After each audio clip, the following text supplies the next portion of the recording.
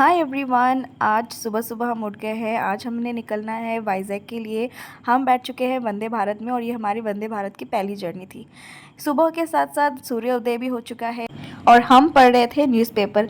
दिन भर की बेस्ट न्यूज़ लगी मुझे ये वाली न्यूज़ जो मैं पढ़ रही थी, और इसी के साथ हमारी मॉर्निंग टी भी आ चुकी है और हमने अब पेट पूजा करनी शुरू कर दी है। पेट पूजा से याद आया कि आप में से कितने लोगों को चाय में बिस्किट डुबोकर खाने की आदत है। मुझे तो बहुत पसंद है।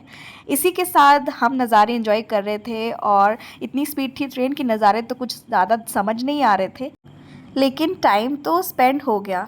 हस्बैंड की तरफ नज़र गई तो 2 घंटे से वो न्यूज़पेपर ही पढ़ रहे थे। क्या आपको चोरी चकारी, मर्डर, लूटपाट, डेथ ये इसलिए आता है क्योंकि वो केस के इन्वेस्टिगेशन में एकदम डीपली नॉलेज है। ड्रेविया का नया लुक आया है। क्या आया है? ड्रेविया का नया लुक आया है और don't worry, you are not getting that.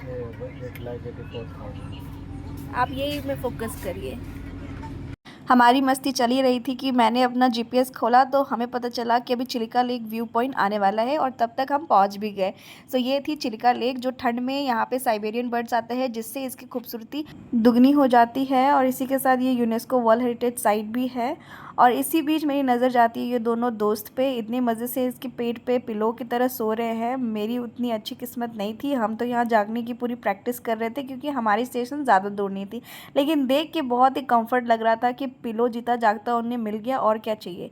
इसी के साथ हम पहुंच गए थे विजयनगरम स्टेशन पे। अब हमारी दूरी कुछ ज़्यादा दूर नहीं थी, हम पहुंचने ही वाले थे वाइजैक।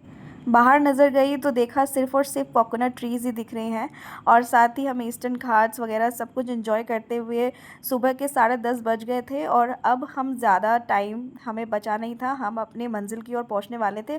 पर वेट हमसे हो नहीं रहा था, पल पल हमारी नज़र जा रही थी कि अब हमें कितनी किलोमीटर्स और बाकी है।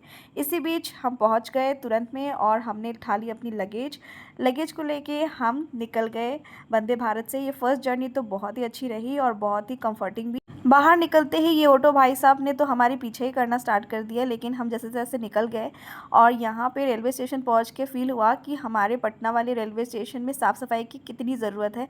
भाई यहाँ की साफ़ सफाई देख के तो सही में लग रहा था कि हम कहाँ स्टैंड करते हैं। और इसी बीच हम वाइजैक से निकल चुके हैं अब अपने घर की ओर। मिलते हैं नेक्स्ट ब्लॉग में, तब तक के लिए बाय।